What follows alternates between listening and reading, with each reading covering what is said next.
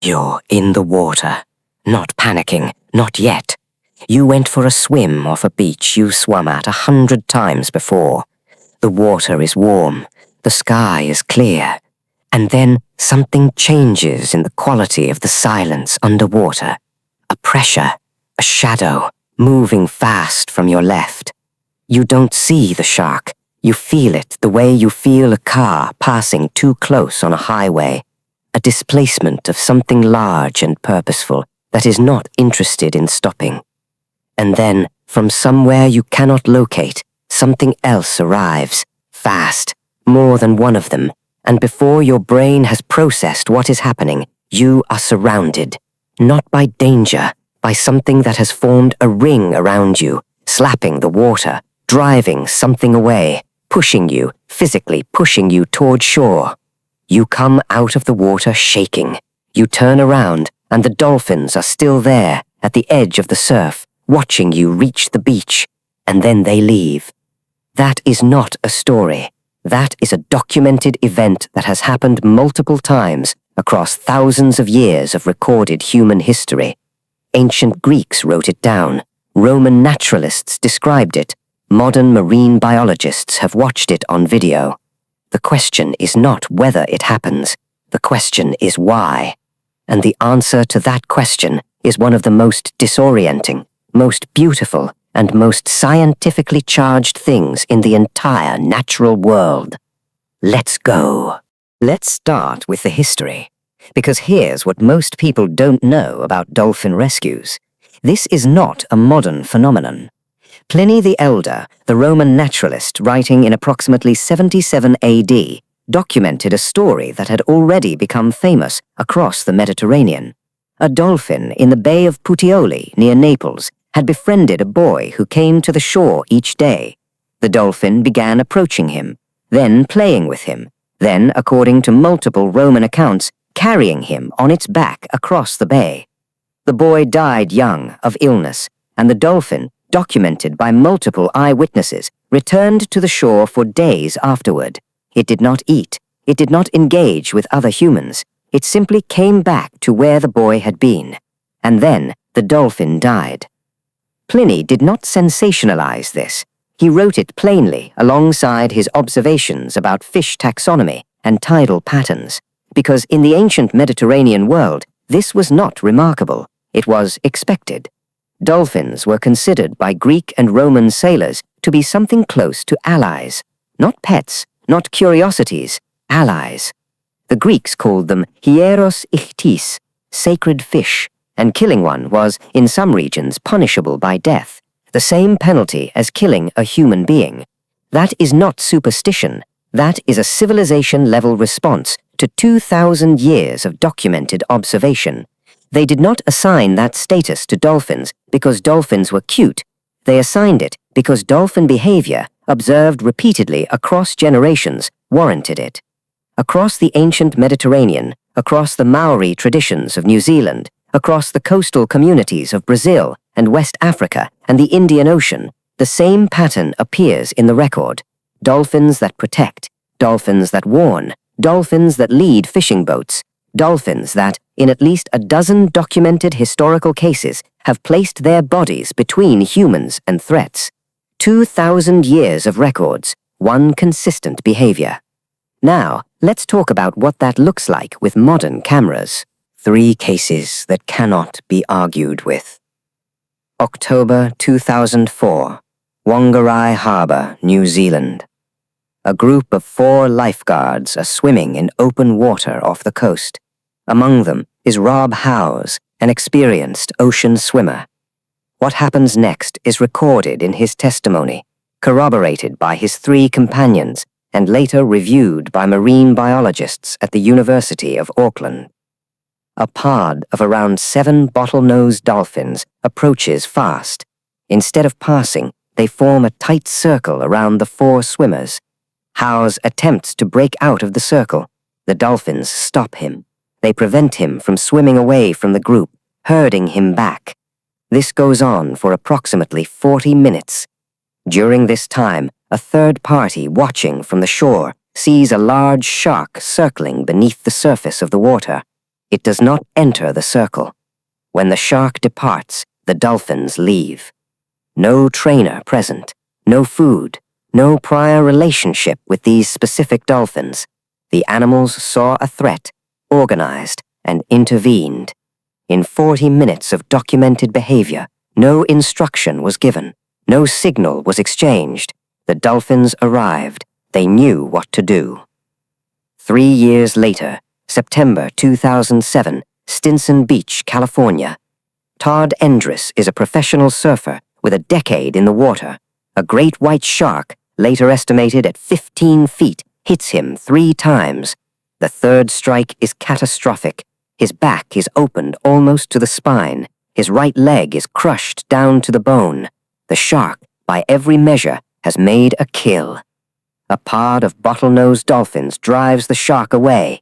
They circle Endress, keeping the shark from returning for a second attack, and hold that circle while he is helped to shore. The time between the shark departing and Endress reaching emergency services is what saves him.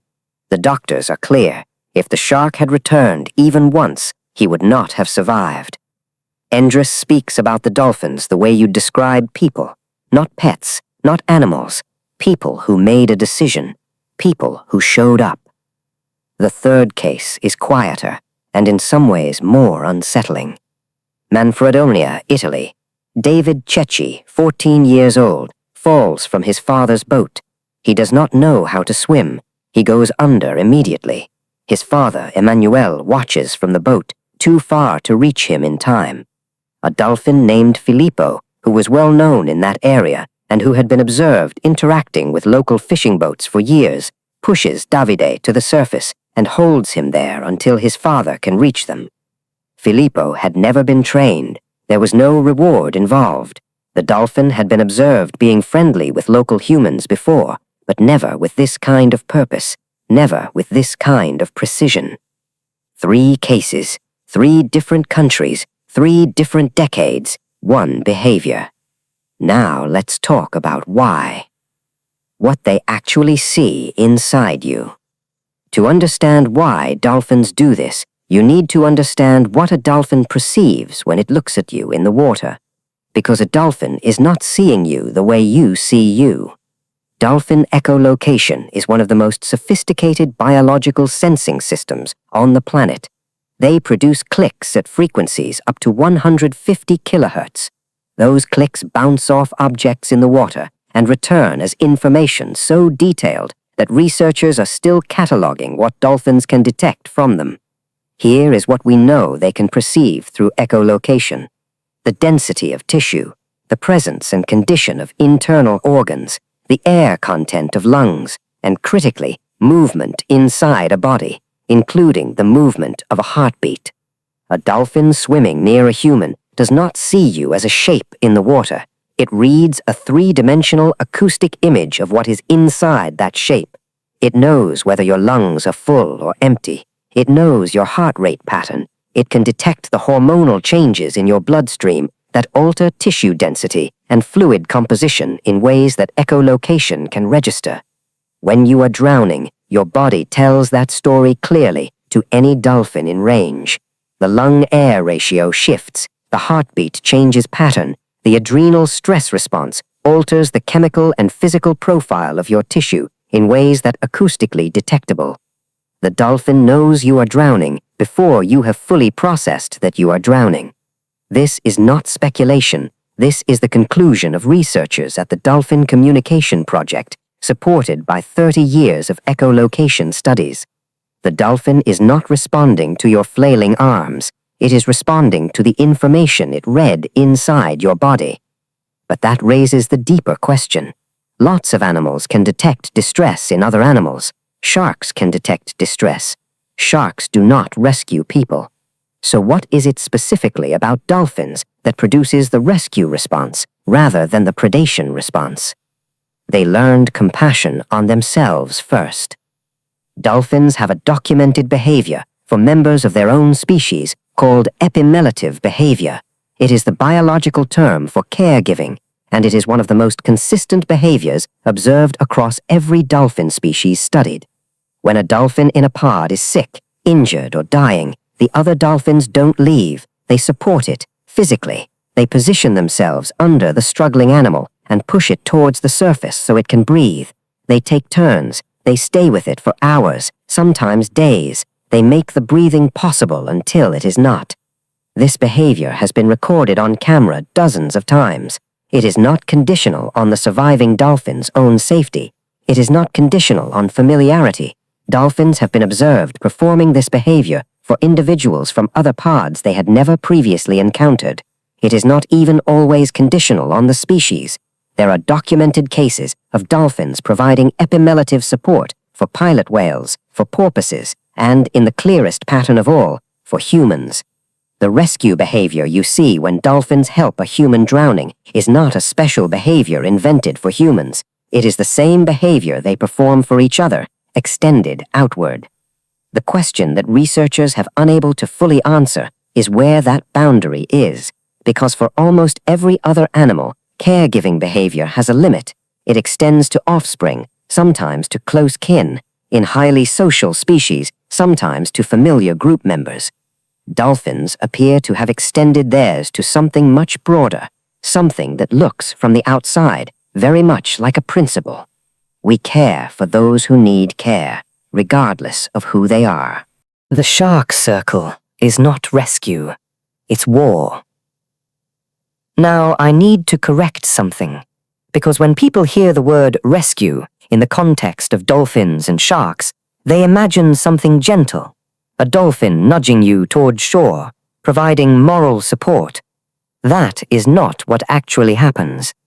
Dolphins and sharks have been coexisting and competing for tens of millions of years, and in that time, dolphins have developed what marine biologists now describe as one of the most effective anti-predator strategies in the ocean.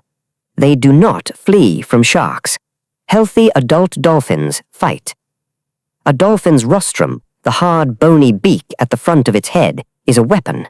Dolphins kill sharks by ramming them at speed, targeting the gills and soft underbelly. A single adult bottlenose dolphin can disable a shark. A coordinated pod can kill one. This is not rare behavior. It is documented. It is observed in the wild regularly. The ring that forms around a human in the presence of a shark is not a comfort gesture. It is a military formation. The dolphins are facing outward. Their echolocation is active, tracking the shark's position continuously. If the shark moves to breach the ring, the nearest dolphins intercept. They are prepared to make physical contact with a 600-pound apex predator, to absorb the risk of that contact, to take the injury if necessary. They are doing this for a member of a different species, a member that swims badly, makes confusing noises, and cannot meaningfully contribute to the defense. The question of why they do this brings us to the most important piece of biological information in this entire discussion. The village in Laguna. There is a small fishing village in southern Brazil called Laguna, and what happens there every year during mullet season is one of the most astonishing documented behaviors in the entire animal kingdom. Not because it is dramatic, because of what it reveals about how dolphins think. Wild bottlenose dolphins come to the shoreline in Laguna and work with the local fishermen, not because they were trained, not because food was left out to attract them, because at some point in the past that nobody can precisely date, a dolphin decided to do this and taught its calf, and that calf taught its calf, and now the behavior has been passed down through multiple generations of wild dolphins for documented periods of over 100 years. Here is what the behavior looks like. The dolphins herd schools of mullet toward shore. When the fish are in the optimal position, the dolphins signal the fishermen. They roll, they dive in a specific way. They have developed over generations a communication system with specific humans using a specific signal. The fishermen cast their nets on the signal. Both species get more fish than either would get alone. There is no training, there is no reward system. The dolphins receive no payment beyond the fish that scatter during the net throws, which they would catch anyway in other situations. Researchers have documented that the dolphins in this partnership make specific cognitive choices. They select the fishing positions that benefit both parties, not just themselves. This is not instinct. This is not conditioning. This is a cultural behavior that wild animals developed, refined, and transmitted across generations because they decided that working with us was worth doing. Think about the scope of that. A wild animal, with no human interference, looked at the situation, saw an arrangement that worked, and chose to maintain it, chose to teach it to its children as a deliberate cultural practice. What kind of mind does that require? Here is where we have to be honest about something that science has historically been uncomfortable saying out loud. Dolphins are one of only 4 animal species in the world that reliably pass the mirror test, the test that measures self-recognition, the awareness of oneself as a distinct entity in the world. The others are great apes, elephants, and humans. Dolphins have spindle neurons, the specific cells that in humans are associated with the capacity for empathy, social awareness, and the recognition of suffering in others. Cetacean spindle neurons were discovered in the 1990s. They are located in the same brain regions as human spindle neurons. They are present in dolphins in quantities comparable to our own. Dolphins have been observed grieving, documented, on camera. Mothers carrying deceased calves for days, pod members returning to the location where one died, the behaviors that in humans we call mourning. Dolphins show evidence of having cultures, regional dialects, transmitted tool use. Some populations in Shark Bay, Australia, use marine sponges as tools to protect their rostrums while foraging, and that behavior is passed specifically through the maternal line. And this animal, self-aware, empathic, culturally transmitting, grieving, looked at humans across 2,000 years of recorded contact and made a consistent choice, not to hunt us, not to avoid us, not to be indifferent to us, to help us. Researchers studying the neurological basis of dolphin behavior at the Hub's SeaWorld Research Institute put it carefully but clearly. The evidence suggests that the capacity for altruism in dolphins, including interspecies altruism, is not an accident of their nervous system. It appears to be a central feature of it. They are not helping us despite being intelligent. They are helping us because of it. The most cognitively advanced animals on the planet, outside of us, looked at our species, awkward in the water, slow, acoustically confusing, nutritionally uninteresting, and decided that when we were in trouble, they would come.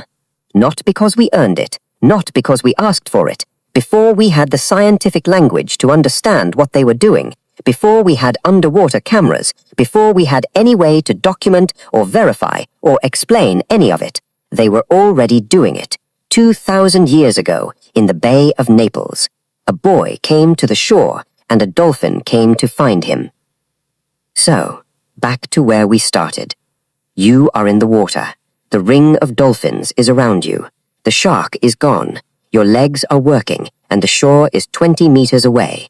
And you look at the dolphins, and for a moment before they leave, one of them looks back.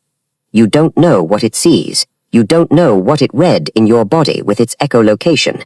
You don't know if what passes between you in that second qualifies as communication by any scientific definition. But you know this. It came. It did not have to. The ocean is full of animals that could help a drowning human and do not. This one did. This one has been doing it in documented record for 2,000 years. And nobody asked it to. In a world where we spend a great deal of time asking whether other species are intelligent enough, conscious enough, worthy enough to be treated with consideration, there is a species out there that never waited for us to ask the question. It just showed up. Every time.